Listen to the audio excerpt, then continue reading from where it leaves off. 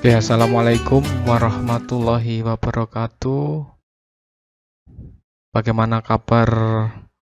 Semoga dalam keadaan sehat walafiat. Amin ya robbal alamin. Oke, untuk pada pagi hari ini kita akan belajar atau kita akan menginjak ke materi selanjutnya di survei dan ukur tanah dengan bahasan pengertian survei dan ukur tanah serta aplikasinya dalam ilmu teknik sipil. Oke, kalau kita minggu lalu sudah membahas definisi peta, kemudian macam-macam peta dan lain sebagainya. Hari ini kita belajar terkait survei, jenis aplikasinya, macam-macam survei dan lain sebagainya. Oke, kita masuk saja ke slide selanjutnya. Di sini referensi yang Bapak pakai ada karangan dari Hendrik tahun 2006, Ilmu dan Ukur Tanah, kemudian dari Diktat Pedoman Praktikum Ukur Tanah, kemudian ada juga dari Laporan Praktikum Ukur Tanah tahun 2008, kemudian dari bukunya Sutomo Wongsotijo tahun 91, kemudian dari bukunya Tia Sukiri sampai bukunya Basuki di 2014. Jadi saya rangkum menjadi dalam satu PowerPoint ini. Nah, kalau kita melihat diagram atau kita melihat bahkan di sini ada namanya survei. Apa itu survei? Kemudian apa ilmu ukur tanah? Kemudian di sini ada istilah geodesi. Apa itu pengertian dari geodesi? Kemudian ada di sini pemetaan dan ESG, ada garis putus-putus ini. Kemudian jenis-jenis surveinya apa saja? Dan apa itu pengertian dari ilmu ukur tanah sendiri, dan nanti bagaimana pengaplikasikannya dalam teknik sipil. Oke, kita satu-satu ya, kita bahas. Nah, di sini ilmu ukur tanah itu merupakan bagian dari ilmu yang lebih luas lagi yang disebut geodesi. Jadi, geodesi itu mempunyai makna lebih luas daripada ilmu ukur tanah. Jadi kalau kita melihat pengertiannya, ilmu ukur tanah adalah bagian dari ilmu geodesi, yang mempelajari cara-cara pengukuran di permukaan bumi dan di bawah tanah untuk berbagai keperluan. Nah, apa aja keperluannya? Seperti pemetaan, kemudian penentuan posisi relatif pada daerah relatif sempit, sehingga unsur kelengkungan permukaan bumi dapat diabaikan. Kemudian ilmu geodesi sendiri itu mempunyai dua maksud, yaitu maksud ilmiah dan maksud praktis. Kalau di sini ilmu geodesi ditinjau dari segi ilmiah, maka tujuannya apa? Tujuannya untuk menentukan bentuk permukaan bumi. Kemudian kalau kita melihat dari segi praktis, itu tujuannya untuk membuat bayangan dari sebagian besar atau kecil permukaan bumi yang dinamakan peta. Nah, peta sendiri minggu lalu kita sudah membahas banyak terkait peta, bagaimana cara membaca peta, kemudian syarat-syarat peta yang baik itu bagaimana. Nanti silakan dicek lagi atau dilihat lagi materi yang minggu lalu. Kemudian ilmu ukur tanah itu suatu ilmu yang mempelajari cara-cara pengukuran yang diperlukan untuk menyatakan kedudukan titik di permukaan bumi. Jadi ilmu ukur tanah itu kita nanti mempelajari apa aja, bagaimana kedudukan titik itu di permukaan bumi. Kemudian ukur tanah itu dibagi menjadi dua, yaitu yang pertama adalah geodesi rendah atau yang kita pelajari yaitu ilmu ukur tanah atau plane surveying. Kemudian ada namanya geodesi tinggi yang disebut geodetical surveying. Jadi kalau kita melihat lagi pengertian secara harfiah, surveying itu merupakan suatu ilmu untuk menentukan posisi suatu titik di permukaan bumi. Nah, nanti kalian belajar cara pengoperasiannya ya. Tadi cara pengoperasian dari alat-alat yang dipakai dalam mata perkuliahan ini. Nanti di pertemuan berikutnya nanti saya berikan tutorialnya bagaimana cara pengoperasiannya. Kemudian pengertian dari plane surveying. Jadi di sini tadi ya plane surveying itu apa, Pak? Jadi kalau plane surveying itu kelas pengukuran di mana permukaan bumi dianggap sebagai bidang datar. Artinya adalah faktor kelengkungan bumi tidak diperhitungkan. Jadi di dalam plan surveying ini faktor dari kelengkungan bumi itu tidak diperhitungkan. Begitu juga sebaliknya ya, kalau geodetic surveying itu maka faktor dari kelengkungan bumi itu harus diperhitungkan secara matang. Jadi kelas pengukuran di mana permukaan bumi dianggap sebagai bola, artinya di sini adalah faktor kelengkungan bumi harus diperhitungkan. Kemudian dari surveying tadi ini bisa digolongkan dalam beberapa studi atau studi. Yang pertama ada namanya survei geodesi atau dalam bahasa Inggrisnya itu geodetic surveying. Kemudian yang kedua ada survei permukaan tanah atau plan surveying. Jadi plan surveying itu meliputi ada namanya survei topografi, kemudian ada namanya survei kadaster, kemudian survei rekayasa atau engineering surveying, survei tambang atau mine surveying. Kemudian yang ketiga ada survei hidrografi. Kemudian selanjutnya ada survei fotogrametri atau fotogrametri surveying dan survei radargrametri atau radargrametri surveying. Jadi di sini bisa kalian lihat di sini gambar di bawah ini adalah survei tambang atau mine surveying karena ini berada di daerah tambang ya yang di sini ya. Ini ada tripodnya, kemudian ada teodolitnya sedang dioperasikan oleh orangnya ya di sini ya. Nah ini contohnya gambarnya di bawah. Kemudian ruang lingkupnya, jadi kalau kita berbicara ukur tanah ada ruang lingkup. Yang pertama ada pengukuran secara mendatar atau horizontal, yaitu penentuan posisi suatu titik secara mendatar. Nah, seperti ini. Kemudian yang kedua pengukuran tinggi atau vertikal, yaitu kita menentukan beda tinggi antar titik. Nah, misalnya titik A ke titik B, titik A ke titik C, dan sebaliknya. Nah, kalau ini di luar survei ukur tanah ya, di sini ada namanya pemetaan. Jadi pemetaan itu merupakan proses kegiatan untuk menghasilkan suatu peta. Yaitu di sini konteks dalam pemetaan itu permukaan bumi yang terdiri dari komponen wilayah dan objek-objek yang berada di atas ataupun di bawah permukaan. Nah, ini kalau kita pemetaan ini akan lebih lanjut dipelajari dalam SIG ya atau Sistem Informasi Geografis. Mungkin di semester berikutnya nanti kita akan belajar SIG.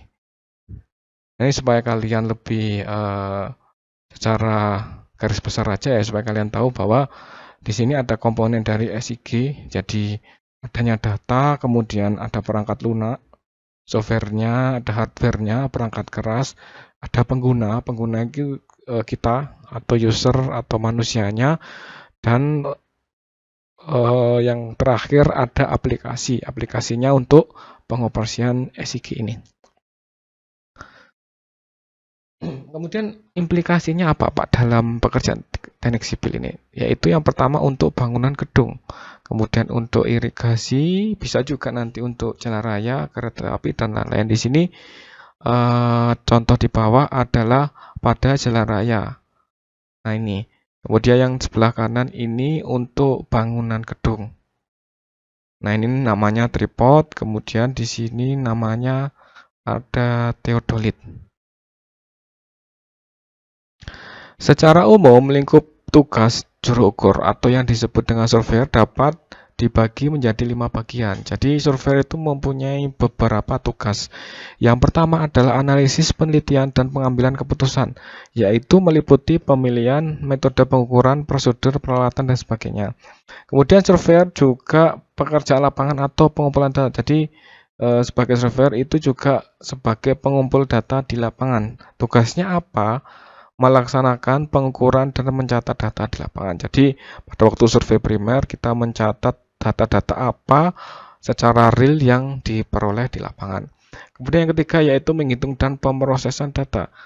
Tugasnya melaksanakan hitungan berdasarkan data yang diperoleh. Jadi ketika sudah mendapatkan data maka dikalkulasi atau dilakukan pemrosesan data. Kemudian yang keempat, penyajian data atau pemetaan.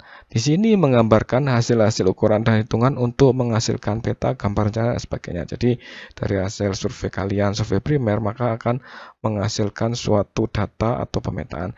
Kemudian yang terakhir, yang kelima, yaitu pemancangan atau pemantauan, yaitu untuk menentukan batas-batas atau pedoman dalam pelaksanaan program. Jadi ada batasan, ada ruang lingkupnya. Seperti ini secara garis umum ya, ada 5 bagian. Oke, kita masuk ya. Jadi peralatan apa yang nanti kita pakai dalam survei ukur tanah. Nah, di sini ada namanya theodolit. Nah, theodolit ini seperti ini ya. Ini yang sebelah kiri adalah gambar theodolit manual. Kemudian ini theodolit digital. Ini sudah lebih canggih ya. Kemudian yang sebelah kanan ini TS atau theodolit total station.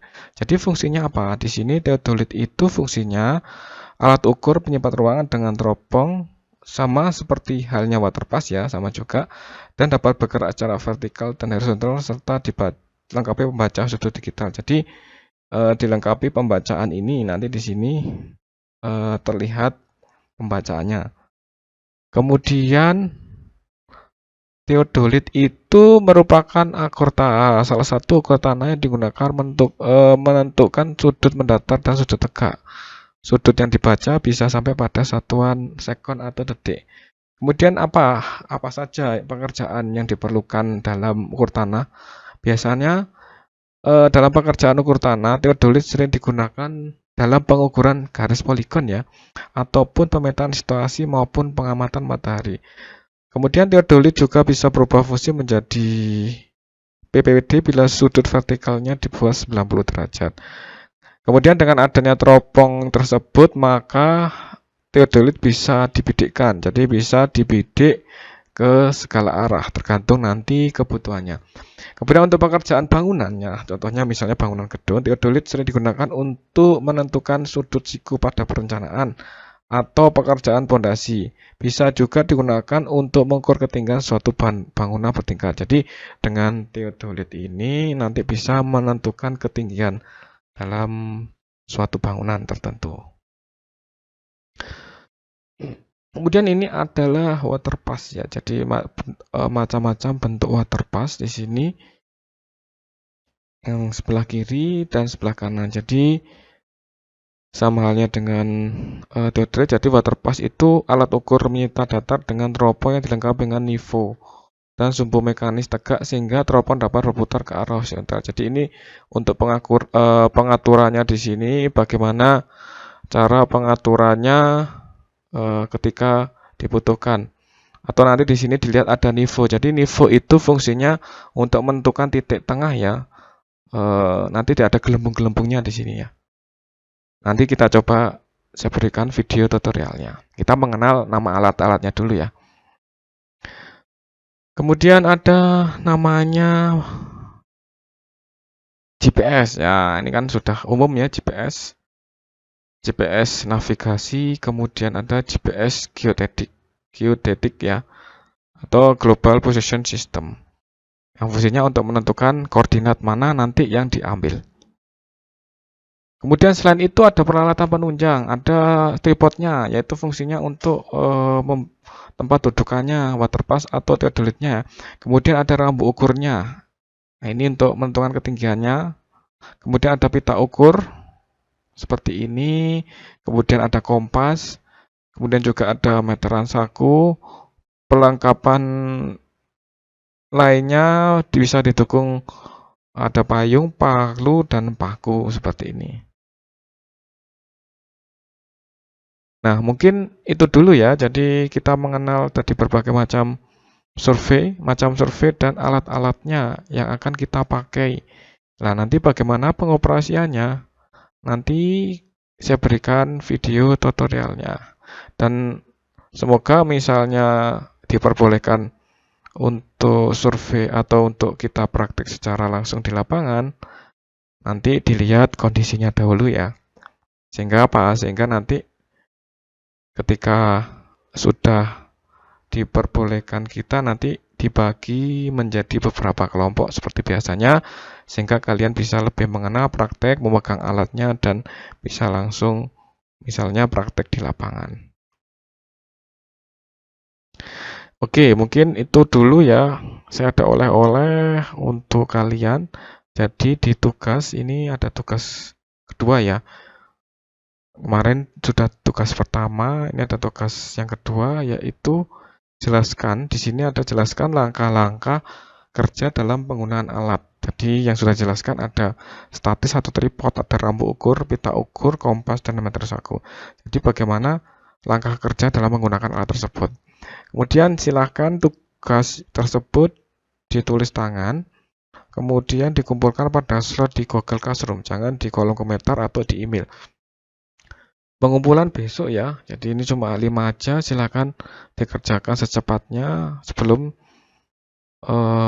tanggal 21 April ya, besok jam 12 malam.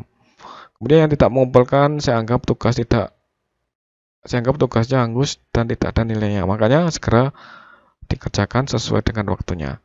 Oke, ini tugasnya. Silakan jika ada pertanyaan atau hal-hal yang memang belum dimengerti, saya persilakan bertanya di grup Telegram ataupun di kolom video atau di Google Classroom.